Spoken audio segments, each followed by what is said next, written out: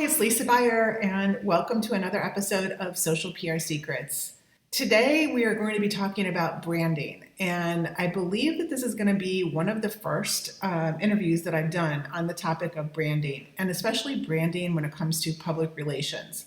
When I first started my PR agency about 20 years ago, my partner was a commercial artist. So we blended in the art and the science of public relations and creativity. Fast forward to today, everything is digital and visual means a lot. So I take special interest in visuals and branding when it comes to the clients at the buyer group and our public relations strategies. Today's guest is Eric Kiker. Eric and I met in the Baby Bathwater Mastermind, and we are surrounded by the most successful entrepreneurs. Eric is a branding expert, and he is going to share with us the exact process that he takes when he comes into a company and helps them either brand or rebrand, and some of the steps and the ideas that you should take into consideration when it comes to 2021 and what does your brand mean to your audience. Let's welcome Eric.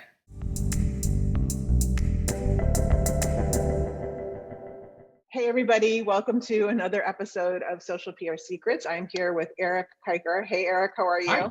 Hey Lisa, I'm good. How are you? Thanks for having me. Yeah, so I'm excited because I think we've now recorded more than 100 episodes as of about a month ago of Social Wow. PR Secrets. Congrats. And I think this is one of our first episodes that we're going to be talking about branding. And I love branding. We were just talking before we started recording about how my first agency that I owned, my partner was the creative director, and we sold ourselves as a PR agency, but we also provided creative services on the back end so that we could help our clients look better. And that helped us with the public relations. I mean, I started as a freelancer because I didn't take a traditional sort of route to getting into what I got into. It sort of like fell into it accidentally. And so I had to sort of get my own clients. And I started as a freelancer, but then after about 3 or 4 years, I got the attention of this agency that was the largest agency in Denver at the time, largest agency in the Rocky Mountain region, largest privately owned ad agency in the Rocky Mountain region. And we had a media department and we had a creative department. And you would think that these two departments would talk to each other, but they didn't. The creatives would go off and they would do their thing, and the media people would go off and do their thing. And then you would get into the meeting where you presented the creative, and the media people said, well, we're not buying TV. Why are you presenting TV? And it was just like, it took a while, sort of like for the powers that be at that agency to figure out that these guys ought to be getting together in the beginning. So I love it that you didn't stay in your lane. You were like, we're PR, but why does PR just have to be like what you expect? Why can't there be a visual element to PR? Exactly. And it's funny because you were saying you were a copywriter, you still are a copywriter, but all the things that you can do with your copywriting when you can add some visuals to that make all the difference in the world. I had a guy one time, again, when I was freelancing, this was my second stint of freelancing, and I was working for an agency, and the guy who was directing me was like, I think he was an associate creative director. And I called him up when I was ready to present my work. And I said, hey, I've got a bunch of headlines and I've gone ahead and put visuals with them. Just so we can see if it's any good. And he said, you just stick to the words. We'll take care of the video. And I was like, what? I mean, if somebody wants to give you an idea, take it, unless maybe you're protecting your territory. But I think when we're working for clients, it behooves all of us, especially now. I mean, it's not just COVID where we're all working independently, but it's this whole world of marketing now where it's like cable television, how that exploded the choices. Well, what we have at our disposal now because of the internet and digital marketing, it just exploded all of the options for marketing to people. And nobody truly is capable of dealing with all of that stuff. I think it gets to sort of like the full service ad agency versus like the specialist. You know, it's like when you go with the specialist, you kind of feel like maybe you're getting the best of every possible world, but only if all of those specialists can get together in the sandbox and play together. Collaboration is key, especially today.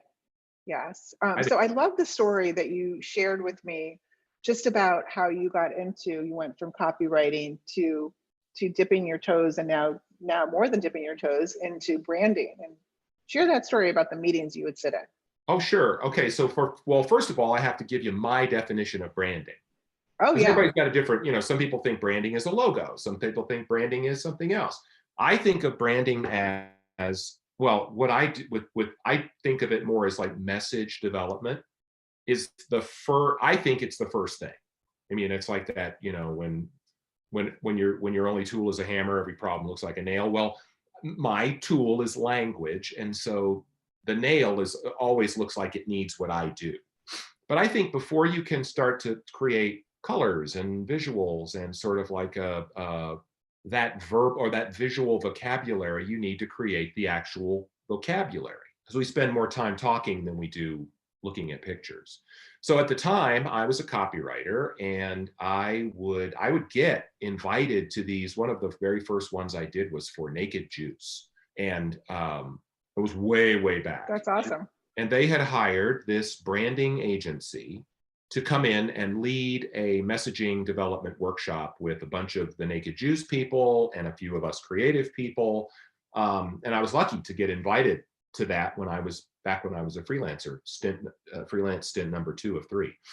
And these, I just noticed that these folks were more the people that were the moderator was more of a consultant. And they would put slinkies on the table, and they would tell these brand managers and these business type people to be creative. I want you to be creative for the next 8 hours. And you could just see the sort of like the air go out of these people's balloon, because they don't think that way. They don't work that way, and you can't just turn that thing on. And so we would go through the 8 hours, and we would go into breakout groups, and we would create all this stuff, and they would whiteboard everything. And then a couple weeks later, they would come back with a deck. It was actually way more than a couple weeks later, but they would come back with a deck that was, 2 inches thick, 200 pages, and it looked and felt and read like a textbook. And then it was up to people like me to sort of like translate this into a big idea. And I was like, well, maybe I could shortcut all of that, because I know how to come up with ideas. I like being in front of people, which is a crucial part. And I'm mouthy. So I developed my own methodology for doing what these consultant folks were doing. And I call it differentiable. And it is Zoom workshops, of course, with our current situation, but I break them up over a couple of days. And we make a stream of consciousness lists. We ask provocative questions. Like, one of my favorites is, what gives us the audacity to think we can win? And another one of my favorites is, what do we want for our consumers? And because I always say, like, if you want to put a fist in the air on the behalf of your consumer, if you want to win, less we language, more you language, more like, what is this really going to do to help a problem in your life? Not just, the functional attributes of the brand or the product, but what is it from an emotional perspective? And we know brands that have done a beautiful job of creating that kind of an attraction for consumers. So that's what I do. We're hard on ourselves. We make sure that we don't drink any of our own Kool-Aid. We want to think like skeptics. That's one of the only 2 rules, is that we think like skeptical consumers, because consumers don't care about us. They got their lives. They're not waiting for our next ad or our next press release or whatever. And the other thing that we force agreement. So everybody has to agree to every syllable that I write up on the great big Post-it notes on the wall in my dining room now because of COVID. And if we do that, then we've got data at the end of the 6 to 8 hours of workshopping, and we can go off and we can make messaging around that that's very consumer direct, that it's in many cases cut and paste, so that when they get this output of mine, they're not, it's headlines and stories. It's an executive summary of messages. You could just start using it tomorrow once we arrive at the final revised version. So anyway, that's kind of what I do and how I got into it. And I want it to be actionable for people. Yeah. And I think being a copywriter, you're so relatable to what the net, the bottom line really needs to be successful. And it's not a lot of fluff. It's just, you're zeroing in on what needs to get done, and actually probably making the job's easier for marketers once they get your Download it, deliverable, my your thing, right, yeah, my dad. right, Yeah, that's what I hope, is that you could just hand this off to somebody who wasn't even in the room, who's going to go create social posts or digital ads or a website or whatever. And they can just go, oh, after an hour of reading this thing, they can go, this is what I need for this. I might rewrite it a little bit to suit my purpose, but I'm going to stick in this ballpark of like, because we cover tone, we cover what is the purpose of the brand, and what is, it's different than like a mission, vision, values thing that sits in an employee manual that nobody ever looks at. It's something that you want to say when somebody asks you at a cocktail party or once we start having those again, or at brunch, what's up with your brand? Why is it so cool? And then you've got something on the tip of your tongue that you can say that makes that person go, wow, hopefully, tell me more. and from a public relations standpoint, as we're being hired to get media coverage, attract the media, or be the brand journalist and attract the go direct to audience, we need to have visuals and we need to have messaging that's in place that's going to be speaking to that audience and that we can take and then turn them in, do some storytelling. So I just think, like, a lot of brands undervalue or don't even know, that this is something that should be part of the checklist from a public relations standpoint. I mean, once it's sort of like, I wonder if they don't think it's important or if they just don't think it's possible. So if I make a product and I'm not the first one to make it, there are some other competitors that are similar. Do I, as the brand, start to think, well, there's nothing new under the sun. My best option is to seem good enough compared to this competitor and then offer the consumer a deal or another reason to buy my product over this one. And what I think is it's sort of like it's sort of like pushing a heavy sled across concrete. It's like every day you've got to start to try to figure out new ways to sort of like one up your competition. Whereas if you spend a little bit of time and a little bit of money working with somebody like me, don't hire me, hire somebody else that knows how to do this too. Coming up with that thing that is a higher order emotional benefit for the consumer. Because then once you've got that thing that sits at the top of your communication hierarchy, you can hand it to everybody. Your Right. PR agency gets to have that and they buy in on that and they start to tell that story in the appropriate way for the publication that they're pitching. And the problem that those readers have, and it's easy all of a sudden. Making ads is easy. Making stories is easy. And Right. you're saying something that you can probably trademark. Your competitor, once you say it, they are not going to say it. They see and they know that people will see that as copycatting. You've got your white space. Yeah. And And I think that also if you find the right messaging, your competitors really can't say it if it's only about you. right. And Right. I And and that's I guarantee that if you have a good product or a good service and you have good people that are passionate about making it better all the time and doing a good job of delivering it and all those sort of like blocking and tackling kinds of things, there is a point of difference that you can find that is beyond function. A lot of times it ties to function. Like using the Naked Juice story, I started working with them when they were still a Southern California brand oh only. wow.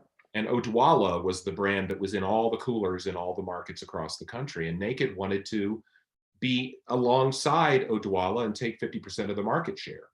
And we started with a functional point of difference. Odwalla added sugar and or preservatives to half of their SKUs. Naked, we used to say, we had a headline that I wrote, which was, all we add is a bottle and a lid. I love that. Yeah. So So that's the Naked did not differentiating. add anything. And so the tag, but that's kind of lame just to go out with that kind of a functional point of difference. So I wrote a tagline, it's one of my favorites still, which was naked, nothing to hide. And so, yes, it was about the brand and the product itself having nothing to hide. We'll tell you what's in what we won't cover it up. We don't have any reason to. In But it 3 to 4 also, words, you did it. yeah, it was good, but only I think because it also laddered up to the consumer. Like you're paying $3.50 for a bottle of juice, right? You're a person who's healthy. And so we said, hey, expose your healthy side. Don't listen to what the world says about what you should eat and what you should drink. Make your own decisions. You've got nothing to hide. And so then it became about the product, came about the consumer, and it was something that Odwalla could never touch. And Naked, 18 months later, sold to Pepsi for I don't know how much, but they did well. Yes, yes. And you were part of that journey, part of that success story. I love that. Yeah, I was happy. Uh, I'm proud. we know each other through the mastermind Baby Bathwater, where Right. we are surrounded by very successful entrepreneurs of all stages of their, some of them are on their third and fourth stint of success. But I Yeah. think it's interesting to talk about making sure that the founder story or the founder is involved in the vision of creating that brand story. And can you talk about maybe some tips or examples of, founders being involved? Yeah, I call the founder the visionary. Like before I start my process, I send the people that I'm going to be working with a list of what I call founders questions. There's 7 of them, and the very first one was take yourself back in time to that moment that you thought this has to exist. This product, this service, this whatever has to exist, and I call it the spark of inspiration. Not a terribly ownable term, but it's like, you can remember where you were when certain big historical things happen. I believe that the founder can remember where she or he was when they had that moment. And I want you to tell me about how that felt. What were the emotions that you went through? Just give me as paint me a picture. And that picture that they paint helps to position the brand because nobody else has got that picture. No matter how many competitors you have, nobody else has that picture. And that for me is the vision. I mean, that's the beginning of the vision. So I think what a lot of brands do is they get real successful, and the person who had that spark of inspiration is further and further removed from the day to day. Maybe because they want to be, maybe because they're tired, maybe because they want to start another company. But I argue that the further the team, the day-to-day team gets from that visionary, that's when brands drift. That's when things start to happen like, well, it happened to Domino's Pizza, right? And then they had to come back around a couple of years ago and apologize for the fact that their pizza was shitty. And it was a brilliant ad campaign. And they said, we're sorry. We've let it slide and now we're going to get it back.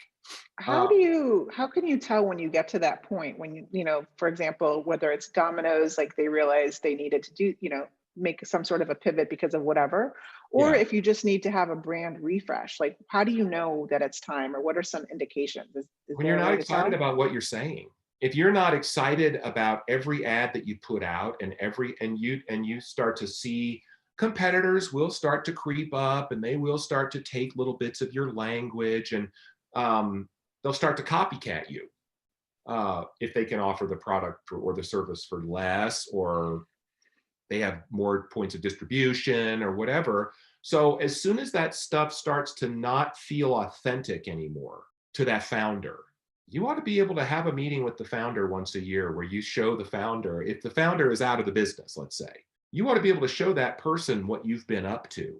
And you should be afraid of what they're going to say, because they might say, what are you doing to my company? You know what I mean? And it's not because somebody is bad or they have a malicious intent. It's just they aren't that person. And you got to figure out ways to stay close to that person. I'm lucky. The brands that I work with are smaller. And so I work with a lot of brands that are like 10, 15 people deep, which means I can have that founder on the Have call. that access? Yes, that's great. It's so important to be able to have that direct access. I totally agree.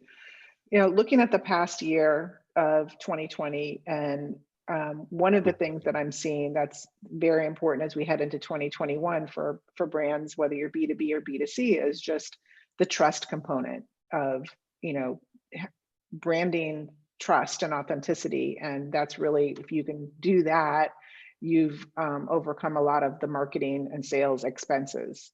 So from a branding standpoint, what are some tips or examples of branding and trust? Well, for me, even before 2020, what you're really looking for, that's the magic, is this intersection.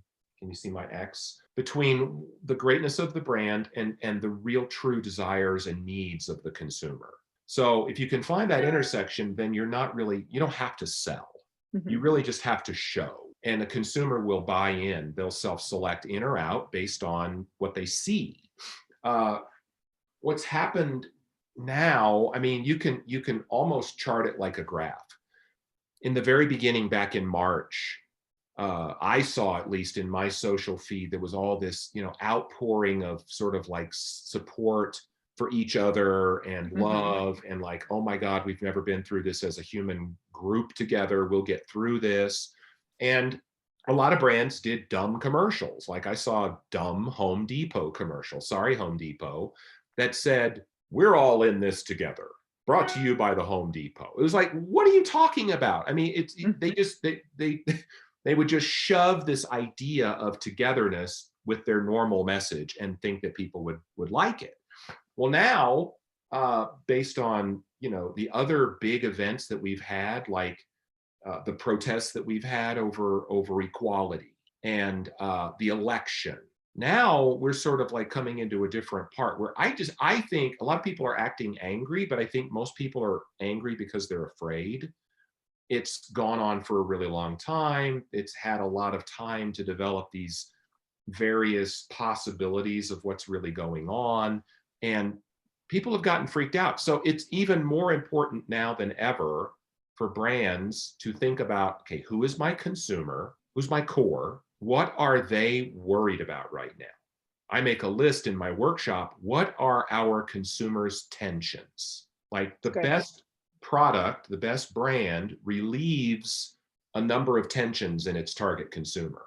And some of them are, some of them are closer to the ground, and some of them are higher up, sort of like the Maslow's hierarchy of needs. You got to just put your hat on and get into those people's shoes, to use another metaphor, and figure out, how are they feeling right now, and how can my brand help them? I mean, it can seem really dorky and altruistic and woo woo, but really at the end of the day, if you're not in business to help people, then what are you doing? Right. Yeah. What is your take on, some brands are afraid to even acknowledge COVID in their messaging or marketing or public relations. They, just want to kind of separate themselves from the pandemic, and a lot of these other things that have happened the past year that you mentioned. And, some of them are understandable, but the COVID pandemic, there's a couple, schools of thought out there. I just read something in Ad Age that studies are showing that consumers, whether it's B2B or B2C, that they find it, the word wasn't refreshing, but they find it, welcoming that that the pandemic is being acknowledged and as part of the messaging. I think so. I think we've never been through anything like this, except for like the 95-year-olds among us. Right. I mean, Yeah. we haven't had a world war in a number of generations, and even that, there are a lot of people that were removed from that. If it wasn't happening on your geography or topography, you were removed from it to a certain extent. This has affected every single person on the planet in some way, shape, or form. And so I think it's a real opportunity for brands to be honest with people and say, and you don't have to be maudlin. I remember the first episode of Saturday Night Live after 9/11, and Lorne Michaels came on after they had Paul Simon sang The Boxer, which was an amazing song for that. And it was very, it felt really good. And Lorne Michaels came on and asked the host, I can't remember who the host was, but he said, can we be funny? And the host said, why start now? They made a joke out of it. And Yeah, so yeah. it was a huge relief to watch that show and to see this institution come back and acknowledge the tragedy, but do so in a way that was true to their brand. And Right. their That's brand a is great about example. humor. Yeah, I So love that. make it about Yes. your brand. And so if you're a funny brand, make it funny. We still should be able to find the humor in crappy situations, because that's what keeps you sane, I think. Agreed. Agreed. What are just some basic branding tips that you can offer our audience if you're rebranding or just starting your business? What are just some things that, in your opinion, are just like do's and don'ts? Say you a lot more than you say we. There's a great book that people might enjoy called The Persuasion Code. And it's written by this French guy, so I can't pronounce his name. We had a Zoom call with him through Baby Bathwater, and it was amazing. But he's a guy that studied the primal brain, the sort of like the subconscious, the part of the brain that isn't the prefrontal cortex. And his argument is that part of the brain is what makes most purchasing decisions.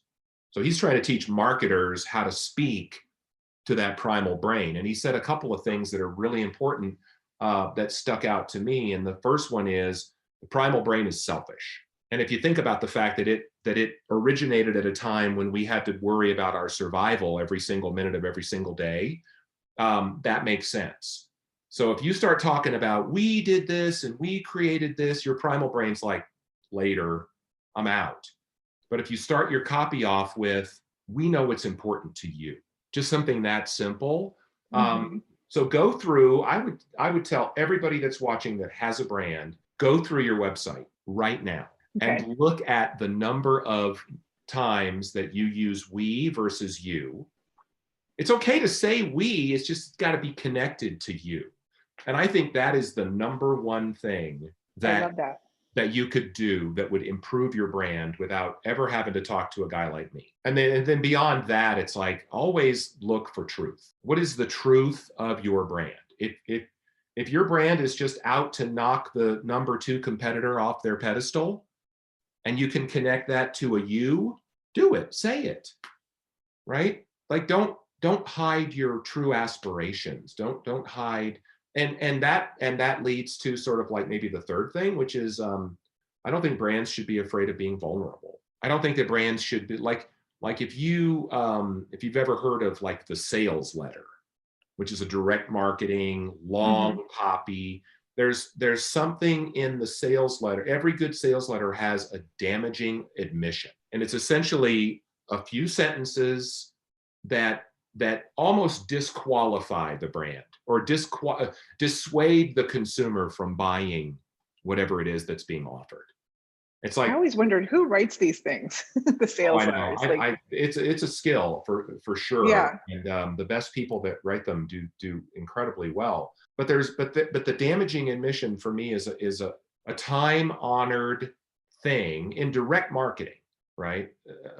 A style of marketing that's designed to get the most conversion possible. That says that being vulnerable is a really valuable trait. When all a consumer hears is how amazing you are, and there's no chinks in your armor, how hard is that to believe? It's actually harder to believe than if you said, you might not like what we have to say about this. But Yeah, I screwed up a couple times in the past, and here's what happened. Here is my biggest fail. The Domino's pizza example, we're back to that. I mean, they basically said, we're sorry, we screwed up, and their sales turned and they did great. I think I just read they just came out with like a macaroni and cheese pizza or something that's like carb on top of carb. That wouldn't surprise me. I mean, people love pizza. Yeah. It's the one food that most people would eat if they could only eat one food. Do you have any design tips, branding design tips? You mean like graphic design? Mm-hmm.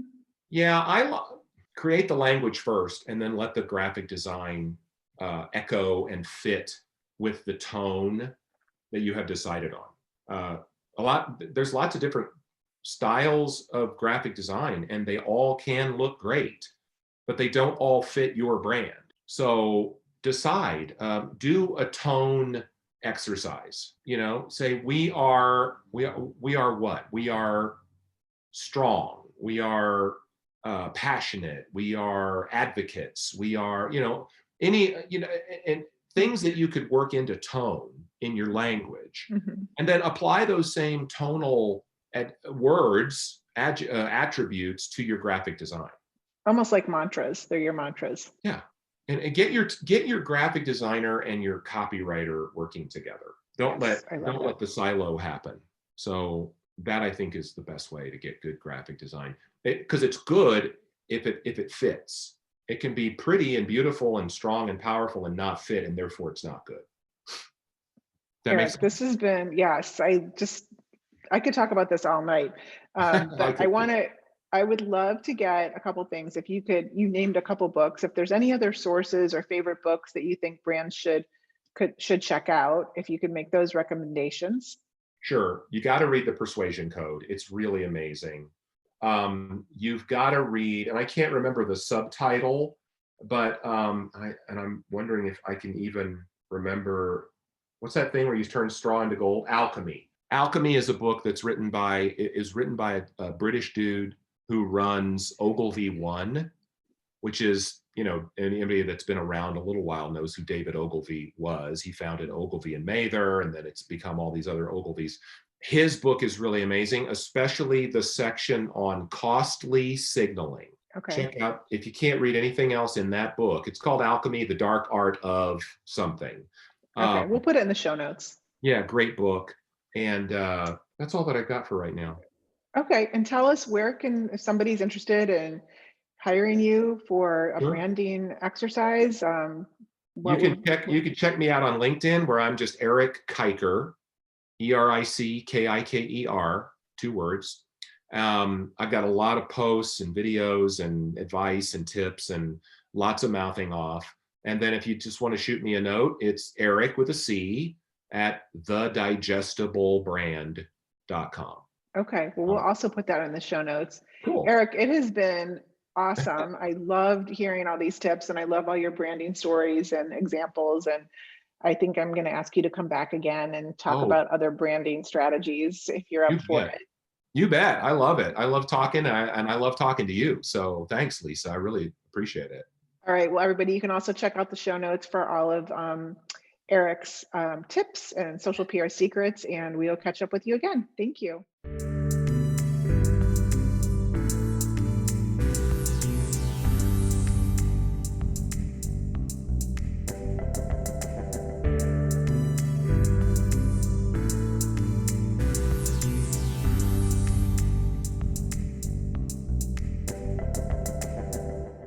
Thank you for listening to this episode of Social PR Secrets. If you like what you heard, check out the book on Amazon or follow our blog at socialprsecrets.com. This episode was sponsored by The Buyer Group, a social PR agency striving to keep our balance in the digital world, practicing public relations, social media, and search marketing, while occasionally drinking a glass of wine or two for the best creativity and results. Thank you all for tuning in.